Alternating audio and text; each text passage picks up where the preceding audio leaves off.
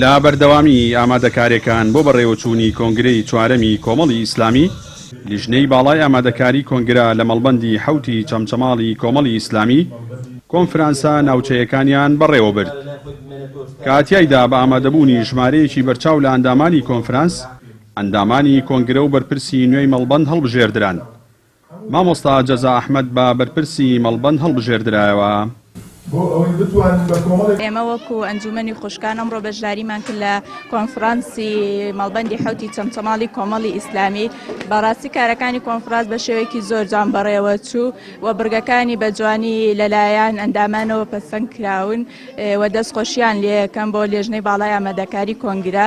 دەستان خۆش بێ و هیوان سەرکەوتنتان بۆ دەخوازم. بە شێوەیەکی ئازادانە ئەندامان هەستان بە هەڵبژاردننی بەرپرسی مەڵبەند و بۆ 4 ساڵی ئایندە کە کاروبارەکانی ئەم مەڵبەندە بەڕێوە بێت بۆ 4 ساڵی ئایندەوە ئەندامان لە کەشەوەیەکی ئازادانە بەشداریان کردووە لە نووسینەوەی ڕەشنووسی پەیڕەوی ناوخۆ بۆ 4 ساڵی داهاتووی کۆمەڵی ئیسلامی.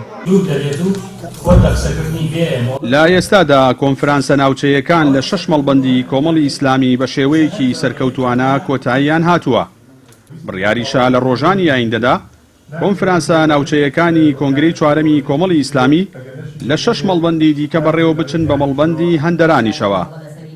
ئەندامێکی لیژنەی باڵای کۆنگرەی چوارەمی کۆمەڵی ئیسلامی دەڵێت ڕێژەیەکی باش لە ئەندامانی کۆنفرانسە ناوچەیەکان ئامادە بوون کە ئەوە نیشانەی سەرکەوتنی کۆنگرەیە. ئەوەی کە ئێمە لە مەڵبەندەکان بینیمانە چ لە کۆبوونەوە گشتەکان چ لە کۆنفرانسە ناوچەیەکانە حزورەکە زۆر باشە، چونکە ئەندامی ئێمە ئێستا ئەزانێت کە مەهامی خۆی چییە و حیزباتی یعنی چی و ئەرچی چییە و مافی چییە. بۆیە بەتەئکید ئەوەی کە ئێمە بینیمانە لە هەموو مەڵبەندەکان و بەتایبەتیش لە مەڵبەندی حوتی چەمچەماڵ حزورەکە حزورێکی زۆر باشە و هەروەها حەماست بۆ هەموو بەڕگەکانی کۆنفرانسەکە زۆر باش. بەرپرسی هەڵبژێردراوی مەڵبەندی حوتی چەمچەماڵی کۆمەڵی ئیسلامیش وێڕای سوپاس و دەستخۆشی لە ئەندامانی کۆنفرانسە ناوخۆیەکان دەڵێت لە 4 ساڵی ئایندەی کارکردنیاندا لە خزمەتی سەرجەمچین و توێژە جیاوازەکانی سنوورەکەدا دەبن بەبێ جیاوازی. دیارە ئێمە لە ڕۆژگارێک کە سەرکردایەتی ڕۆتێکی ئیسلامیەکەین پشتیوان بەخوای پەروەردگار ئەو ئەزمە و شکستەی کە ڕووی لە وڵاتی ئێمە کردووە چ لە ڕووی پەروەردە چ لە ڕووی ئەخلاق چ لە ڕووی ئابووری هەرکێکی قورسی خستۆتە سەر شانی ئێمە خوا پشتیوان بێ بە پلانی تازە بە میکانیزمی تازە ڕوو بە ڕوویە بینەوە ئینشاءڵڵا چونکە تاکە چارەسەر و عیلاج دیارە لەو پەیامەی لای ئێمەیە کە هەڵمان کردووە کە پەیامی ئیسلامیە بۆ ڕووبەڕوونەوەی ئەو هەموو گەندەڵ و قۆڕەکاری و نەعەدالەتی و نادادیەی کە ڕووی کردە وڵاتی ئێمە.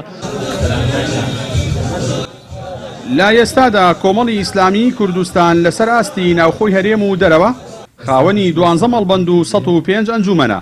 بڕیاریشە لە کۆنفرانسە ناوچەیەکان وەک قۆناغی دووەمی کۆنگرە بەرپرسی مەڵبەندەکان و ئەندامانی کۆنگرە هەڵبژێردرێن.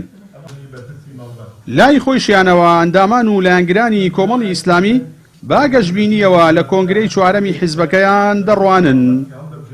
جەلال جەباری کەناڵی ئاسمانی پەیام چەمچەماڵ.